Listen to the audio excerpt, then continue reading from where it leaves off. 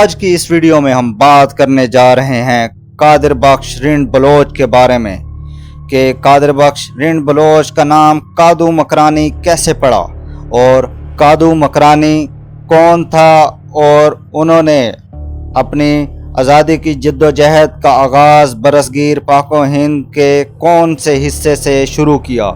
کادو مکرانی نے آزادی کی جد و جہد کے لیے کون کون سی تحریکیں چلائیں اور ان تحریکوں کا اصل مقصد تھا کیا، اور کادو مکرانی کی موت کی اصل وجہ کیا بنی۔ آج کی اس ویڈیو میں ہم ان تمام باتوں کا خلاصہ کرنے جا رہے ہیں۔ اگر آپ ان تمام باتوں کے بارے میں جاننا چاہتے ہیں تو اس ویڈیو کو اینڈ تک ضرور دیکھیے گا۔ میں آپ کا ہوسٹ رائے یاسر اور آپ دیکھ رہے ہیں ہمارا یوٹیوب چینل ہسٹومنٹری۔ تو جلدی سے چلتے ہیں ویڈیو کے بقیہ حصے کی طرف۔ قادر بخش رند بلوچ 1811 عیسوی میں پیدا ہوئے اور 1887 عیسوی میں ان کی موت ہوئی۔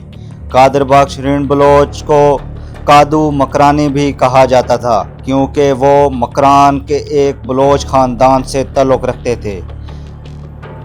کادو مکرانی 19ویں صدی کے ایک انقلابی رہنما تھے جنہوں نے بنیادی طور پر گجرات کے کاٹھیا واڑ علاقے میں کام کیا، لیکن وہ مکران میں پیدا ہوئے اور پرورش پائی۔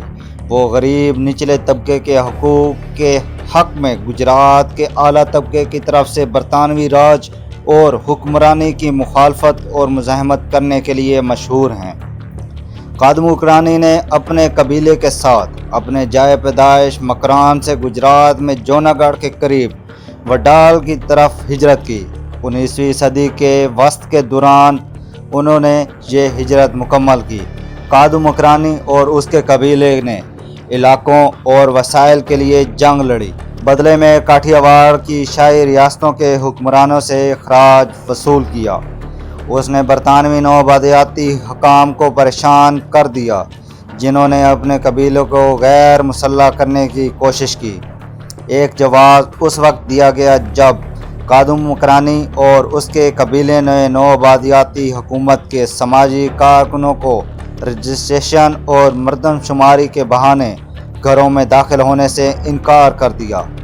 جنگ بندی یا اختلاف کے آپشن کو دیکھتے ہوئے قبیلے نے بغاوت کر دی۔ مکرانی کی چھوٹی فوج سویلین سپورٹ کے ساتھ نوآبادیاتی فوج کے ساتھ تصادم میں مصروف تھی اور انہیں بہت سے جانی نقصان پہنچایا۔ نوآبادیاتی فوج بالآخر مکرانی کی فوج کو پکڑنے میں ناکام رہی، اس لیے انہوں نے اس کی گرفتاری کے لیے 1000 روپے اور 20 ایکڑ زمین کے انعام کا اعلان کر دیا۔ اکتوبر 1887 میں کادو مکرانی کے ساتھیوں نے کاٹھیا واڑ میں پولیس کی گرفتاری سے بچنے کے لیے مکران واپس جانے کا مشورہ دیا۔ مشورہ قبول کرتے ہوئے کادو مکرانی نے اپنے باقی قبیلے کے ساتھ احمد آباد اور پھر سندھ چلے گئے۔ ایک اونٹ چرانے والا اسے مکران لے جانے پر راضی ہوا، لیکن اس نے حقیقت میں اسے دھوکہ دینے اور پھر انعام کے بدلے میں اسے قتل کرنے کا منصوبہ بنایا۔ تاہم جب اس نے مکرانی پر حملہ کیا تو وہ مکرانی کی تلوار چلانے کی اعلیٰ مہارت سے مغلوب ہو گیا اور مکرانی نے بالآخر اسے قتل کر دیا اور وہاں سے فرار ہو گیا۔ کادو مکرانی کو بعد میں کیرتھر کے پہاڑوں میں لینڈ سلائڈنگ کی وجہ سے گرنے والے پتھر سے ٹکرانے کے بعد بے ہوش کر دیا گیا۔ مختصر ٹرائل کے بعد اسے موت کی سزا سنائی گئی۔ کادو مکرانی کو نومبر 1887 میں کراچی سینٹرل جیل میں پھانسی دی گئی۔ انہیں میوہ شاہ قبرستان میں سپرد خاک کیا گیا۔ 1960 کی دہائی میں گجرات میں کادو مکرانی کے کردار پر ایک ڈاکومنٹری فلم بھی بنائی گئی جس کا نام بھی کادو مکرانی تھا۔ اس میں اروند پانڈیا نے کادو مکرانی کا مرکزی کردار ادا کیا تھا۔ اس فلم کو 1973 میں منو دیسائی نے گجراتی زبان میں دوبارہ بنایا تھا۔ ان کی زندگی پر 1966 میں پاکستانی فلم جاگ اٹھا انسان بنائی گئی۔